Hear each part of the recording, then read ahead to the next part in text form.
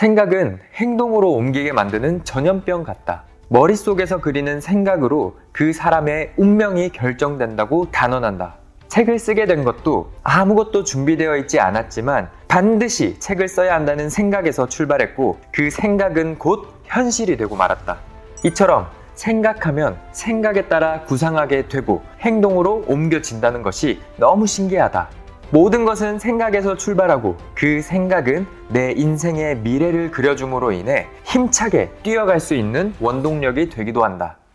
오픈마인드는 어떻게 5년 안에 300억의 자산가가 되었을까요? 출판 전 미리 보는 오픈마인드의 세 번째 책, 생각이 운명을 가른다. 책을 써야 하는 이유. 2022년부터 2023년 매년 책을 출간했다. 두 권의 책은 모두 부동산과 관련된 전문 서적이었지만 2024년 올해는 누구나 볼 수 있는 자기계발서 책을 쓰고 싶었다. 책을 쓴다는 건 누구나 상상은 해볼 수 있지만 쉽게 도전할 수 있는 것은 아니다. 그렇다고 아주 못하는 것도 아니다. 기존 상식을 깨고 누구든지 할 수 있다는 생각과 도전의식을 불어넣어주면 누구나 책을 쓸 수 있다. 일반 사람들은 책의 저자가 된다는 사실에 너무 큰 의미를 부여하고 책을 쓴다는 것은 반드시 성공한 사람만 쓸 수 있는 것으로 오해하고 있다. 저자도 글을 처음 쓸 때 과연 내가 할 수 있을까? 하는 마음으로 몇 달 동안 한 줄도 못 썼던 기억이 있다. 책 쓰는 방법을 배우지 않은 무지로 지레 겁먹은 것이다. 첫 번째 책은 현재 일하고 있는 부동산과 관련된 내용이라 어렵지 않게 집필을 할 수 있었다. 지나온 과거를 생각하면서 실제 일어났던 이야기 중심으로 글을 쓰다 보니 단 일주일 만에 원고가 완성되었다. 첫 번째 책 오르는 땅은 이미 정해져 있다는 여과 없이 생생한 현장 위주의 내용이다 보니 거칠기도 했지만 실제 독자들은 이런 생생한 이야기를 더 좋아했다. 책을 읽고 3일 동안 펑펑 울었다는 사람, 자신의 삶을 뒤돌아보며 투자자의 삶으로 전환하고 싶다는 사람들의 이야기가 책을 집필한 보람으로 돌아왔다. 또한 부동산 현장에서 적용할 수 있는 실제 살아있는 책의 내용으로 만들어져 유익했다는 독자들의 평가로 인해 오프라인 강의 요청이 본물 터지듯 쏟아져 1년 동안 30회 이상 강의를 하기도 했다. 그 다음에 곧바로 또 한 권의 책, 오르는 땅의 비밀 노트를 출간하게 되었다. 두 번째 책은 토지에 대한 이론적인 부분과 실제 현장에서 토지를 매수하고 매도한 이야기로 쓰여졌다.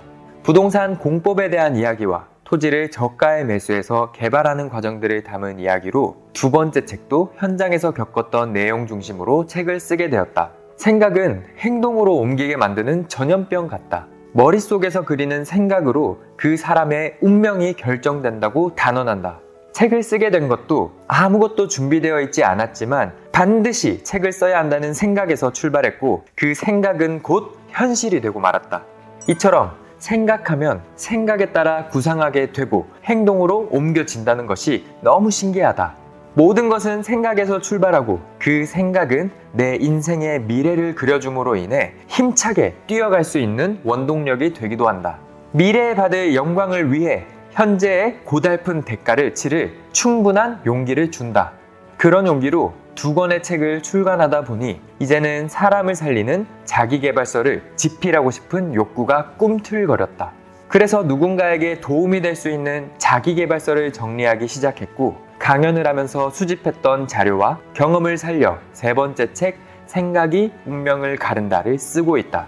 책을 쓰면서 유익했던 세 가지. 첫째, 자신의 과거를 돌아볼 수 있다. 책을 써보면서 느꼈던 것은 책을 쓴다는 것은 자신의 과거를 소환해야 가능한 일이다. 자신의 과거를 보며 일어났던 일들을 회상하며 추억을 떠올리기도 하고 반성을 하기도 하며 생각하지 못했던 많은 일들을 다시 생각해 볼 수 있는 시간으로 채울 수 있다.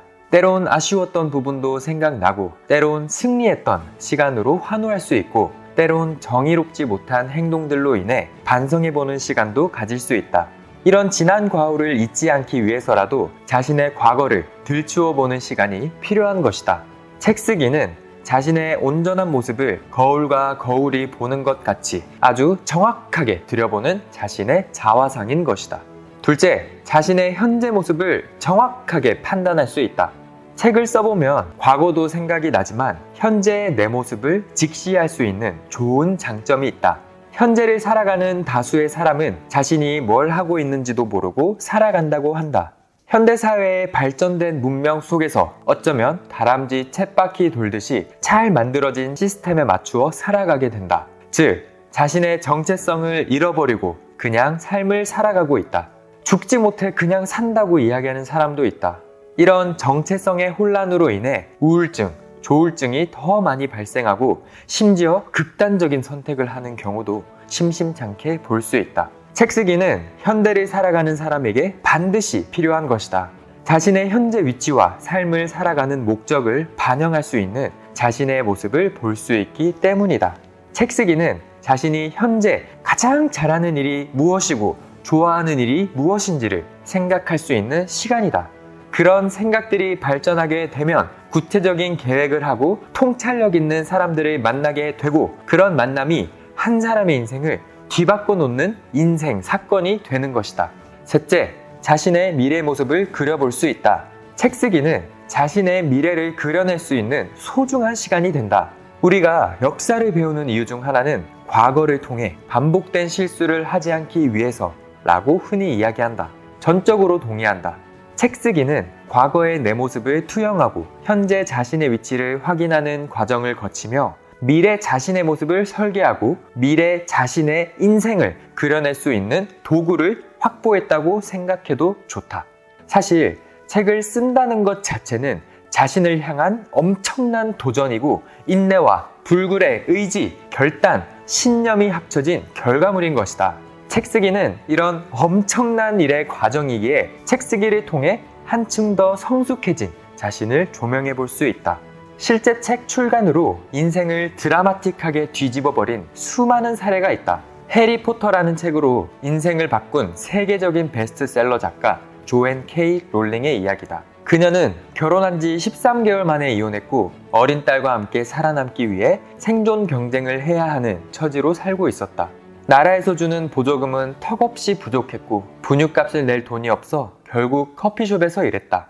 척박한 환경 속에 살던 그녀는 결국 우울증 진단을 받게 되었고 정신과 의사는 치료의 한 방법으로 그녀가 좋아하는 글쓰기를 권유했다. 그녀는 기차 안에서 떠올렸던 고아 소년에 관한 이야기를 쓰기 시작했다. 이것이 해리포터 시리즈의 시작이다. 해리포터 시리즈는 처음부터 베스트셀러가 된 것이 아니다.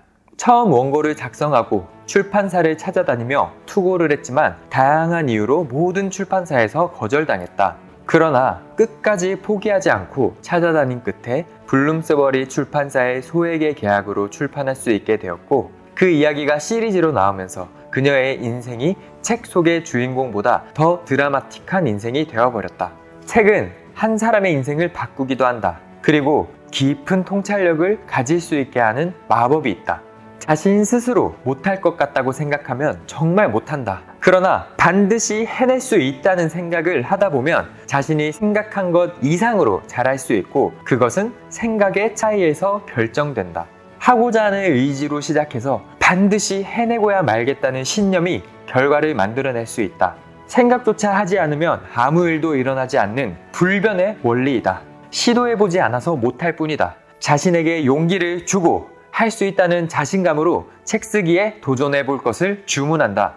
책 쓰기는 자신을 확실하게 알릴 수 있고 자신을 신분증과 같이 증명할 수 있는 방법이다. 책 쓰기를 통해서 자신의 정체성을 찾아가며 인생의 새로운 도전 앞에 두려움 없이 달려갈 수 있는 기초가 되는 것이다.